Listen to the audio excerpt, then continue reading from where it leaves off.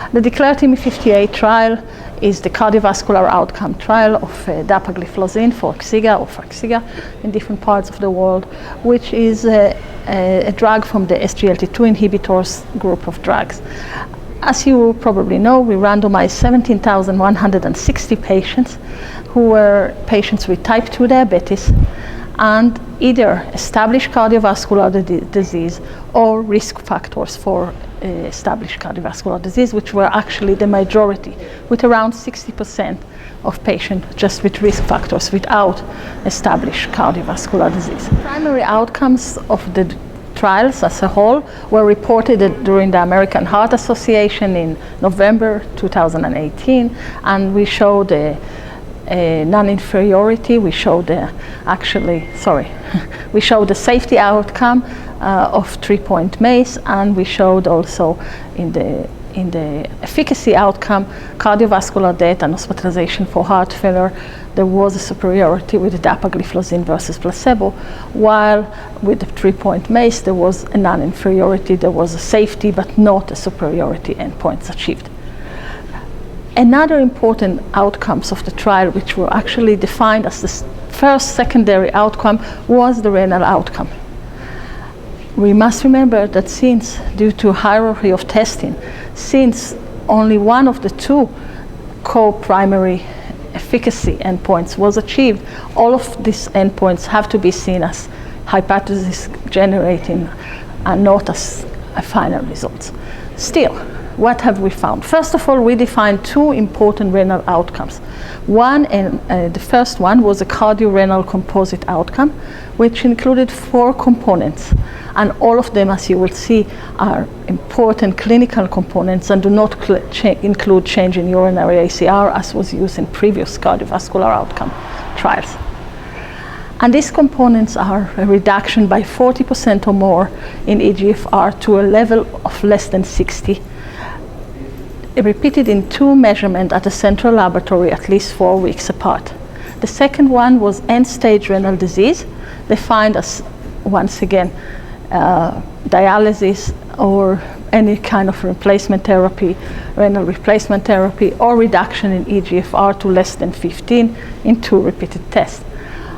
The third one was cardiovascular death, and the fourth one was renal death. The renal specific outcome was all of the above without cardiovascular death. So it's showing really only renal outcomes. There was a significant reduction with dapagliflozin versus placebo in both cardiorenal outcome and in the renal specific outcome, actually a 47% reduction in the renal specific outcome. If we look into components, we can actually see that both the reduction in eGFR of more than 40% was significantly reduced, and the achievement of end-stage renal disease was very significantly reduced with dapagliflozin. Now, this reduction in clinical outcomes was also joined by a reduction in the rate of deterioration of eGFR in the entire study group and in pre-specified subgroups. So you could see, as can be expected with SGLT2 inhibitor, an initial reduction in eGFR. So therefore, after half a year, the reduction in the eGFR was larger. It was more reduced in the dapagliflozin compared to the placebo. But the 2 graphs met after 2 years, and at year 3 and 4, the reduction in eGFR was greater in the placebo arm than in the dapagliflozin arm, showing safety, showing the fact that deterioration in renal function was reduced by dapagliflozin. And this was apparent in the entire population, and also in subpopulation like patients with eGFR above 90, and that's the amazing part, because there are no many trials with such a population of healthy individuals, patients with normal renal function at baseline, at the group of 60 to 90 eGFR, so mildly reduced renal function, and even at the small group, considerably small group of eGFR less than 60. We also did sub-analysis according to all kind of pre-specified subgroups, sex, age, ethnicity, and so on, basic renal function, use of ACE and ARB at baseline, and so on.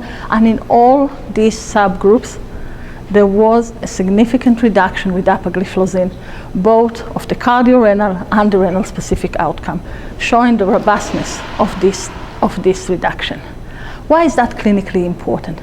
Because most large trials, like the EMPA-REG, the CANVAS, and now most recently the CREDENCE trial, we're looking mainly into a population of patients with reduced the eGFR at baseline, and also with a high percentage of patients with prior atherosclerotic cardiovascular disease. Here we were able to show the superiority and the renal protective effect of dapagliflozin in population of patients which are mostly what we see in our clinics every day. We see patients that are mostly with preserved renal function, with preserved eGFR, and most of them are not even with albuminuria. And we were able to prove that in this population of considerably healthy patients, dapagliflozin reduced the risk of progressing into renal insufficiency and even to end-stage renal disease.